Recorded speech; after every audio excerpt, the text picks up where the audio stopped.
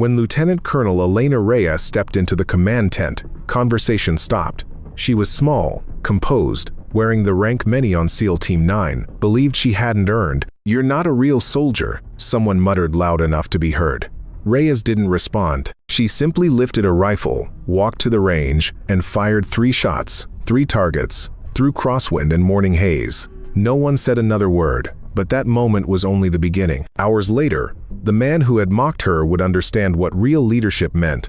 At the edge between life and death, the Naval Special Warfare Training Facility sat like a scar across the California desert, all corrugated metal and bleached earth. Lieutenant Colonel Elena Reyes drove through the gate at 0600, her sedan trailing dust that hung motionless in the still air. She was 32, compact at 5'4", with dark hair pulled tight and eyes that absorbed more than they revealed. The assignment memo had been brief.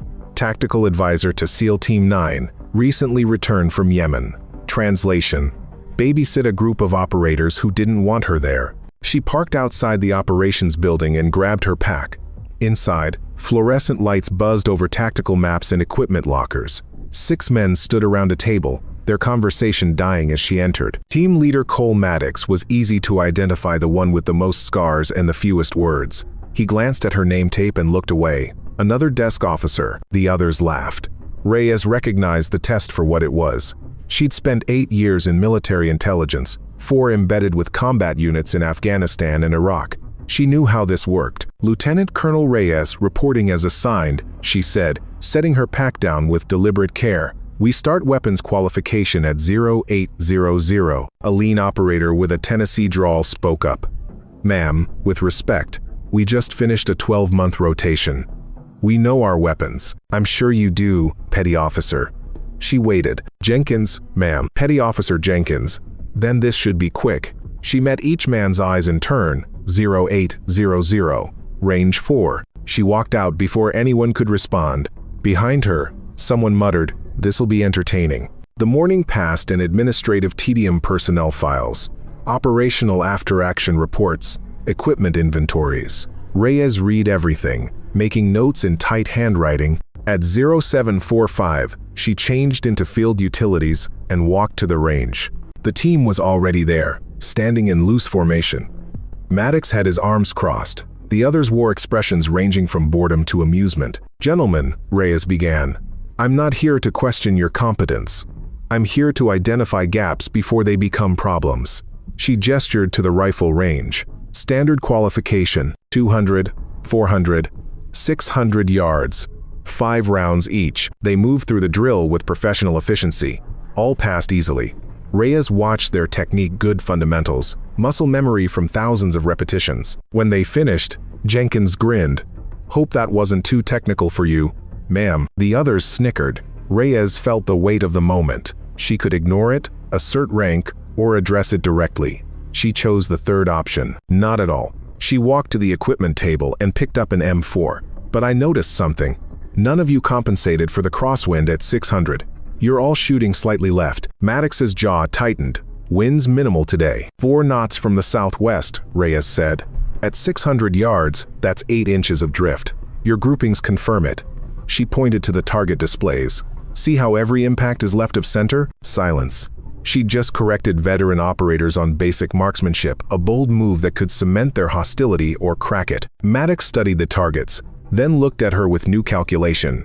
"You shoot, Colonel?" "Some." "Then show us." The challenge hung in the air like humidity before a storm. Reyes knew this was more than marksmanship. It was about credibility, about whether she was someone they could follow or just another bureaucrat with rank but no substance. "What did you have in mind?" she asked. A stocky operator named Russo stepped forward. He had a Brooklyn accent and a cocky smile. 800 yards. Wind's picking up. Sun's getting low. You hit center mass. I'll clean your weapon for a week." The others grinned. 800 yards was expert territory, especially with variable wind and changing light. It was a setup designed to embarrass her. Reyes nodded slowly. "And when I hit?" "If," Russo corrected. "When," she repeated. "You run the range cleanup roster for a month." Russo's smile faltered slightly, but he'd committed. "Deal." They walked to the extended range, boots crunching on gravel. The wind had indeed picked up, gusting irregularly. The target, a standard silhouette, seemed impossibly small at 800 yards. Reyes knelt beside the shooting bench, checking the rifle. She adjusted the scope, made mental calculations for wind speed and bullet drop. The team formed a loose semicircle behind her, skeptical and curious in equal measure. She chambered around, settled into position, and controlled her breathing. The world narrowed to the crosshairs, the target, and the rhythm of her heartbeat. First shot. The crack echoed across the range. 800 yards away, the target registered a hit just left of center. Rousseau laughed. "Close, ma'am." But she fired again. Center mass. The laughter died. Third shot. Same hole. The silence stretched. Reyes stood, safed the weapon, and turned to face them. The first shot was intentional. I needed to gauge the wind shift. Questions. No one spoke. Maddox was staring at the target display, his expression unreadable. Finally, he said, "Where'd you learn to shoot like that?" "Quantico." Then 6 months with Marine Scout snipers in Fallujah. She handed the rifle to Rousseau. "Your weapon. Keep it clean." She walked back toward the operations building, leaving 7 stunned SEAL operators in her wake. Behind her, Jenkins muttered, "Holy hell." That evening, the team gathered for mission briefing. Reyes arrived early, setting up the tactical display. When the others filed in, the atmosphere had shifted. Still wary, still testing, but the open mockery was gone. Maddox took his seat at the head of the table. "All right, Colonel. You've got our attention.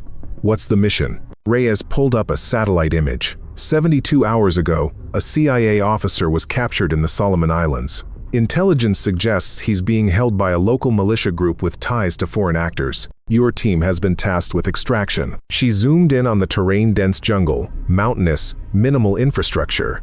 Insertion by helicopter to this clearing, then 12 kilometers on foot to the target compound. Expected resistance, 20 to 30 hostiles, small arms and RPGs. One of the younger operators, a quiet man named Chen, raised his hand. Exfil plan? Same clearing. Helicopter returns at 0400, regardless of mission status. Maddox leaned forward. That's a tight window. It is, Reyes agreed, which is why the route matters. She highlighted the planned approach. Command has you coming in from the northeast, following this ridgeline. Standard approach, Maddox said. Good cover, defensible, also predictable. Reyes switched to a topographical view. This ridgeline has 3 natural ambush points. If the militia has any tactical sense, they'll have spotters here, here, and here. She marked the locations. You'd be walking into a kill zone. The room went quiet. Rousseau exchanged glances with Jenkins. Maddox studied the map, his jaw working. "What's your recommendation?" he asked finally. Reyes traced an alternate route, southwest approach, through the valley. Longer by 2 kilometers, but it puts you below their sight lines. You use the river for noise cover and come up behind their perimeter. River means slower movement, Jenkins pointed out. We lose time. You lose 30 minutes, Reyes said. But you gain surprise. And surprise matters more than speed when you're outnumbered 3 to 1. Maddox leaned back, thinking. She could see him weighing her analysis against his instincts. Finally, he nodded. We'll use the southwest route. Brief the team on terrain obstacles. It was a small victory, but significant. He'd accepted her tactical judgment over the original plan. The foundation of trust was being laid. Brick by careful brick, the helicopter insertion went smoothly despite heavy weather. They fast-roped into the clearing at 1,800, just as darkness settled over the jungle. Rain hammered down in sheets, turning the ground to mud within minutes. Reyes hit the ground hard, rolled, and came up with her rifle ready. Around her, the SEAL team moved with practiced efficiency, forming a defensive perimeter while the helicopter vanished into the storm. Maddox's voice came through her earpiece. All elements, sound off. One by one, the team confirmed status. 7 operators plus Reyes. Everyone accounted for. Move out, Maddox ordered. Column formation. Chen on point. They moved into the jungle, visibility reduced to a few meters by rain and vegetation. Reyes fell into position in the middle of the column, between Rousseau and Jenkins. She could feel them watching her, evaluating how she handled the terrain. The jungle was brutal thorns that shredded fabric, insects that found every gap in clothing, humidity that made breathing feel like drowning. But Reyes had trained in worse. She kept pace, silent and focused. 2 hours in, Chen raised a fist. The column froze. "Mine," he said quietly. "Pressure plate, left side of the trail." Reyes moved forward carefully. The device was crude, but effective, a pressure trigger connected to an artillery shell. She studied the placement, then the surrounding area. "There's a pattern," she said. "This is the third anomaly we've passed. They're hurting us." Maddox crouched beside her. "Toward what?" She pointed to the trail ahead. "My guess? Ambush position, probably another kilometer ahead where the trail narrows." She pulled out her tactical map. "We need to leave the trail here, cut through the undergrowth to the river." "That's rough terrain," Maddox said. "We'll be making noise. Less noise than triggering their trap." He considered, then nodded. "Russo, take point. Off trail, heading 270. They pushed through thick vegetation. Progress measured in meters rather than kilometers. Twice, Reyes spotted tripwires and called halts. The team's initial skepticism had shifted to grudging respect. At midnight, they reached the river, a swift, dark channel cutting through the jungle. Maddox called for a brief rest. Reyes sat on a fallen log, checking her equipment. Jenkins approached, offering a water purification tablet. "That mine back there," he said. "How'd you know to look for a pattern?" "Intelligence work," Reyes replied. "You learn to see systems instead of isolated events. Militia groups don't have endless resources. They set traps in clusters to maximize coverage. They teach that at Quantico, they teach you to think. The rest you learn by not dying." Jenkins laughed quietly. "You might be all right, ma'am." It was the first genuine moment of acceptance. Small, but meaningful. The rest period ended. They moved along the riverbank, using the water's noise to mask their approach. At 0200, they spotted lights through the trees, the compound. Maddox signaled for a halt and called the team into a huddle. Chen and Russo, east perimeter. Jenkins and Foster, west side. "Colonel, you're with me and Garcia at the main entrance." Reyes noted the assignment he'd put her in the primary assault element. Another test. Or perhaps recognition that she could handle the pressure. "Rules of engagement?" she asked. "Silent until we're compromised," Maddox said. "Priority is the package. Secondary is exfil with minimum casualties on both sides. These are militia, not terrorists. Some might just be farmers with guns. Professional, proportional, and pragmatic." Reyes appreciated his approach. They synchronized watches and moved into position. The compound was smaller than the intelligence photos suggested, 4 buildings arranged around a central courtyard, surrounded by a chain-link fence topped with barbed wire. Guards patrolled in pairs, undisciplined and chatty. Reyes counted 6 visible hostiles. Intel had said 20 to 30. Something was wrong. She keyed her radio. "Maddox, I'm seeing low numbers. This doesn't match the briefing." "Copy," he replied. "Stand by." Through her night vision, she watched the guards complete their circuit. Too relaxed, too routine, almost like, "It's a decoy," she whispered urgently. "This is the wrong compound." "Explain," Maddox said. 6 guards for a high-value prisoner? No static positions, no overlapping fields of fire. This is a diversion. She pulled out her map. The real compound is probably... Gunfire erupted from the east perimeter. Chen's voice came through frantic. "Contact. Multiple hostiles. We're pinned." "Russo, they were waiting for us. It's an ambush." The guards at the decoy compound scattered. Lights blazed throughout the facility. In seconds, their tactical advantage evaporated. "Fall back to Rally Point Alpha," Maddox ordered, fighting withdrawal. Reyes ran, branches whipping her face. Behind her, muzzle flashes lit the jungle. The team converged on the rally point, a small depression 50 meters from the compound. Everyone made it except Foster. Jenkins was dragging him, blood streaming from Foster's leg. Maddox was trying to establish communication with command when Reyes grabbed his arm. "We need to move now. They'll have reinforcements converging on this position. Foster needs medical attention, which he won't get if we're all dead." She pointed to the map. "There's a cave system 1 kilometer northwest. Defensible position, and it puts us between here and the real compound." Maddox looked at Foster's pale face, at the blood soaking through Jenkins' hands, at the jungle around them lighting up with flashlights and voices. "Chen, carry Foster," he ordered. "Double time to these coordinates." He showed them Reyes's map. "Colonel, you're on point." The roles had reversed. She was leading them now, through hostile terrain, with an injured man slowing them down and enemies closing in from all sides. Reyes pushed through the jungle, navigating by compass and instinct. Every 50 meters, she paused to listen, adjusting their route to avoid the search parties. Behind her, Chen carried Foster in a fireman's carry, the injured operator biting back groans with each step. The cave entrance was hidden behind a waterfall, barely large enough for one person at a time. They squeezed through into a larger chamber, perhaps 10 meters across. "Secure the entrance," Maddox ordered. "Garcia, treat Foster. Everyone else, defensive positions." While the team set up, Reyes pulled Maddox aside. "We have approximately 4 hours until exfil.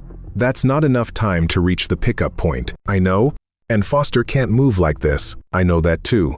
Maddox's voice was tight. "You got any good news?" Reyes studied the map. "Maybe.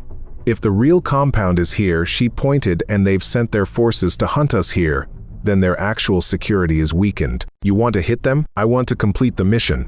The CIA officer is still captive. We can't leave him." Maddox looked at her like she'd suggested they swim back to California. "With what force?" "Foster's down, we're compromised, and we have no backup. With 7 operators and an intelligence officer who knows how to find weak points." She met his eyes. "This is what I do, Maddox. I find the gap in the armor." He was silent for a long moment.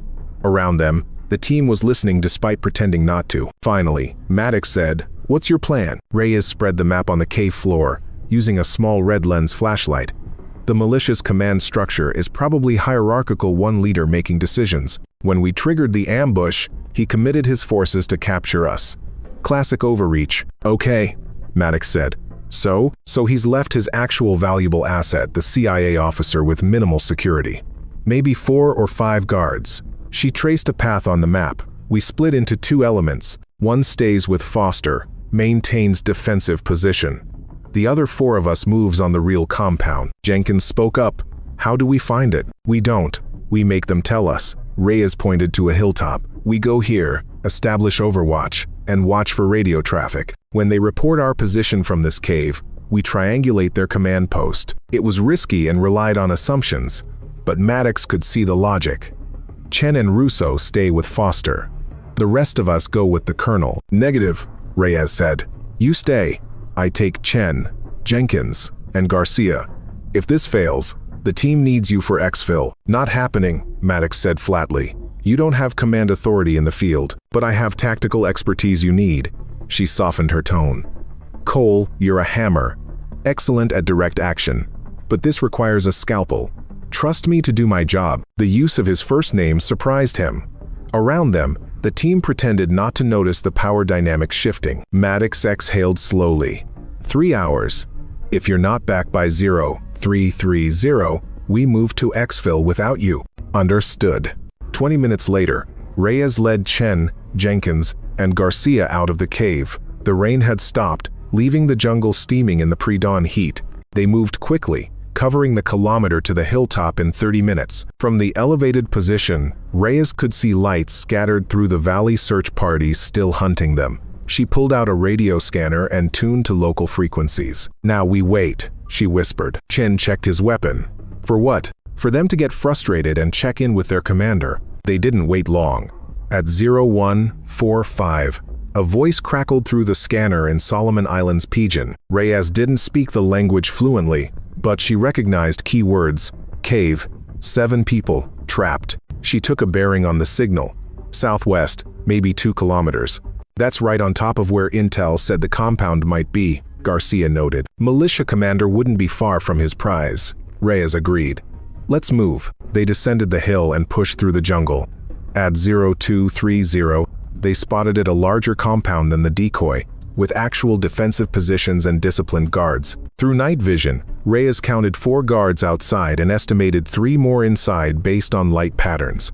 Against 4 operators, manageable odds. Jenkins, Garcia, east wall. Chen, you're with me on the west. We breach simultaneously, clear rooms, locate the prisoner, and exfil. Questions? Rules of engagement, Chen asked. Suppress. Don't kill unless necessary. 3-round bursts. Aim low. She looked at each of them. These are humans doing a job, probably under duress. We're not here to punish them. Jenkins grinned. Yes, ma'am. I'm starting to see why Maddox trusted you. They moved into position. Reyes synchronized with Jenkins on the radio, counted down from 3, and breached. The door exploded inward. Reyes entered low, sweeping left while Chen went right. A guard spun toward them, reaching for his rifle. Chen fired, 3 shots hitting the man's thigh. He went down screaming, "Clear left, clear right." They moved through the building methodically. 2 more guards surrendered immediately when confronted. Garcia was securing the east side. In the rear room, they found him, the CIA officer, bound to a chair, face swollen from beatings. His eyes widened when he saw them. "About time," he croaked. "Can you walk?" Reyes asked, cutting his bonds. "Can I fly?" "Because that would be faster." Despite the situation, she smiled. "We'll settle for walking. I'm Lieutenant Colonel Reyes. We're getting you out." Mark Sullivan. "Thanks for the invitation." Outside, Jenkins reported, "Patrol incoming. 90 seconds. Time to go," Reyes said. She helped Sullivan stand, slinging his arm over her shoulder. He was taller and heavier, but adrenaline gave her strength. They exited through the west wall, moving into the jungle as voices shouted behind them. The patrol had discovered the breach. "Contact rear," Chen called, firing controlled bursts to slow pursuit. They ran, Sullivan stumbling between Reyes and Garcia.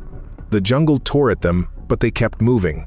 Behind them, the voices grew louder, more organized now, converging. Reyes pulled out her map. "We need to circle back to the cave. Can't make exfil directly. That's 3 kilometers, Jenkins said. "They'll cut us off. Not if we're faster." She keyed her radio. "Maddox, we're coming in hot with the package. Need immediate exfil from Rally Point Alpha, not the original LZ." Maddox's response was instant. "Negative. Hilo can't get to Rally Point Alpha. Terrain's too dense. Then we need a new option. Static, then. There's a road junction half a click east of the cave. It's exposed, but a helicopter can land. How do we secure it?" "You don't. We do. Get to the cave, we'll handle the rest." Reyes changed course, driving her small team toward the cave. At 0320, they stumbled through the waterfall entrance, Sullivan barely conscious. Maddox was there, helping pull them inside. His eyes found Reyes. "Mission accomplished? Package secured," she confirmed. "But the entire militia is about to converge on this position." "I know. That's the plan." He smiled grimly. "We're going to give them exactly what they want to fight at the cave. While they focus here, you and Foster take Sullivan to the road junction."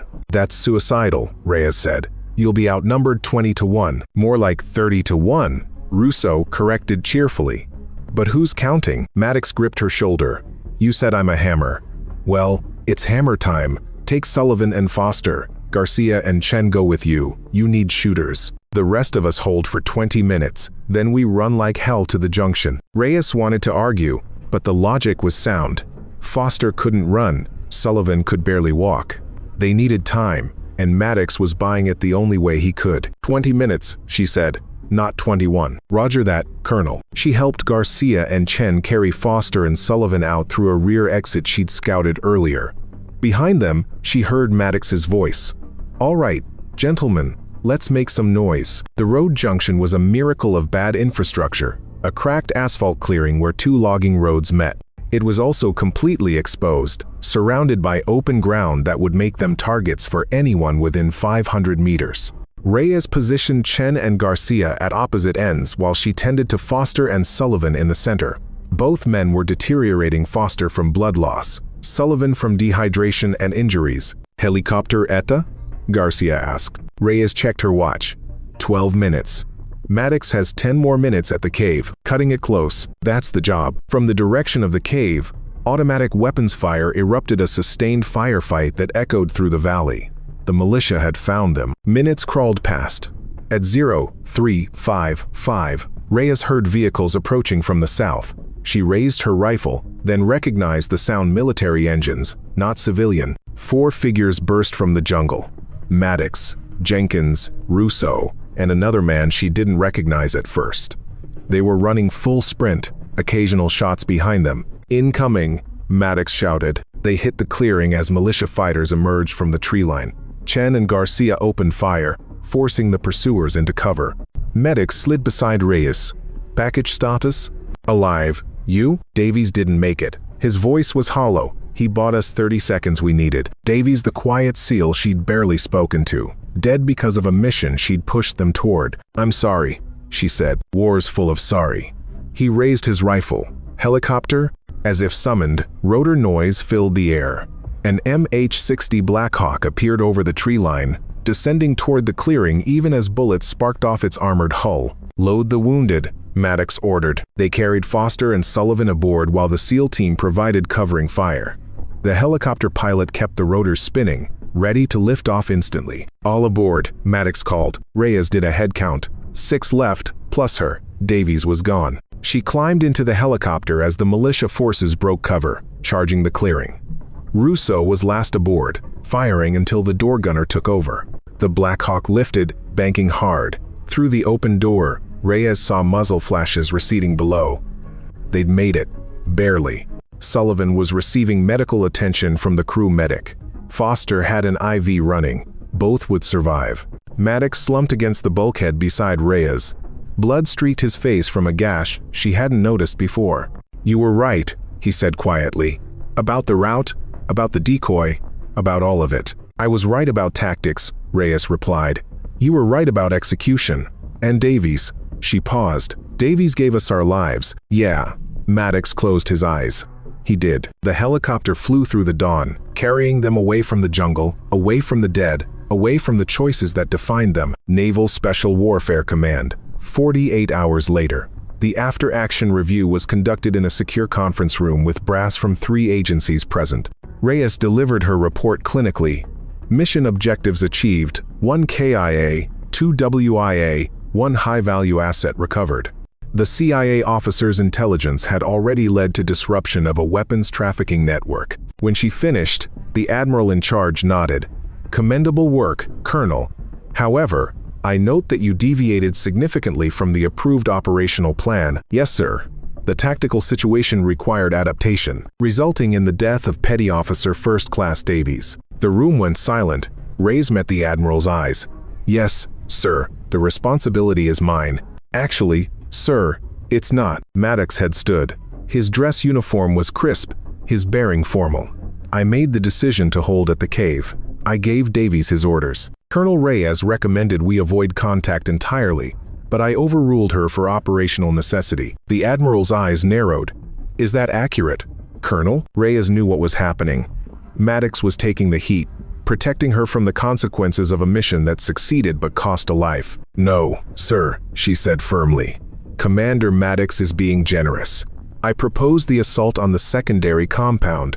I split the team. The tactical decisions that led to Petty Officer Davies' position were mine." The admiral looked between them. "So both of you claim responsibility?" "Leadership isn't about claiming credit, sir," Reyes said. "It's about accepting consequences.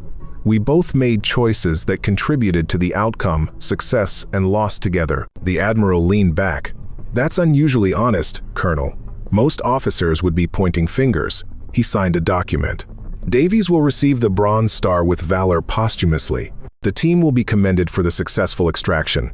And you, Colonel, will continue as tactical advisor to SEAL Team 9. He looked at Maddox. "Commander, you concur?" "Yes, sir," enthusiastically. The admiral dismissed them. Outside the conference room, Maddox caught up to Reyes. "You didn't have to do that," he said. "Take responsibility." "I mean, yes, I did. Davies died on a mission I advocated for. His family deserves to know someone accepts that weight. Most officers wouldn't." "Then they shouldn't be officers." She paused. "For what it's worth, you made the right call at the cave. A leader sacrifices so others can complete the mission." Davies understood that. Maddox nodded slowly. "You know what I thought when you first showed up? Figured you were some political appointment, someone's favorite checking a box. And now? Now I'd follow you into hell if you gave the order." He extended his hand. "Welcome to the team, Colonel. For real this time." She shook it. "Thank you, Cole." 3 months later, Reyes stood at the rifle range where this had all begun. The desert wind carried the familiar scent of gunpowder and hot metal. She was waiting. At 0800, a group of new tactical advisors arrived, officers assigned to various SEAL teams across the command. They looked nervous, out of place, uncertain. Reyes had been asked to give them an orientation, share lessons learned. "Good morning," she began. "I'm Lieutenant Colonel Reyes. 3 months ago, I arrived at this facility convinced that my rank and experience would earn me respect. I was wrong." She had their attention now. "Respect isn't given. It's earned through competence, through courage, through caring more about the mission than your ego. She gestured to the range. Some of you are experts in your fields. Others are still learning. None of that matters until you prove it under pressure. A young major raised his hand. How did you prove it, ma'am? By being willing to be wrong and right, and brave enough to know the difference. She smiled slightly. And by shooting better than people who underestimated me. Laughter rippled through the group. You'll face doubt. You'll face resistance. Some teams will welcome you. Others will test you relentlessly. That's not personal, that's professional. They need to know you can do the job when lives depend on it. She pulled out a photograph, Team 9, taken after the Solomon Islands mission. 7 faces, 1 missing. Davies' smile frozen in a better moment. This team lost a man on my watch. That weight never leaves, but it also drives every decision I make now. Be worthy of the people who trust you. Be honest about your limitations. And never, ever mistake rank for leadership. After the orientation, she found Maddox waiting by her vehicle. Nice speech, he said. You were listening? Happened to be in the area. He handed her a folder. New assignment. Team 9 is deploying to East Africa in 6 weeks. We'd like you with us. Reyes opened the folder. The mission profile was complex counterterrorism, interagency coordination, high political sensitivity, exactly the kind of challenge that required tactical innovation. Permanently, she asked. That's up to you. But the team voted. Unanimous. She looked at him. Even after Davies? Especially after Davies. You own the consequences. You didn't hide behind rank or procedure. That's rare. He paused. Besides, Russo says you still owe him range cleanup duty. He wants to collect. Reyes laughed a real laugh, not the careful chuckle of a woman guarding her position.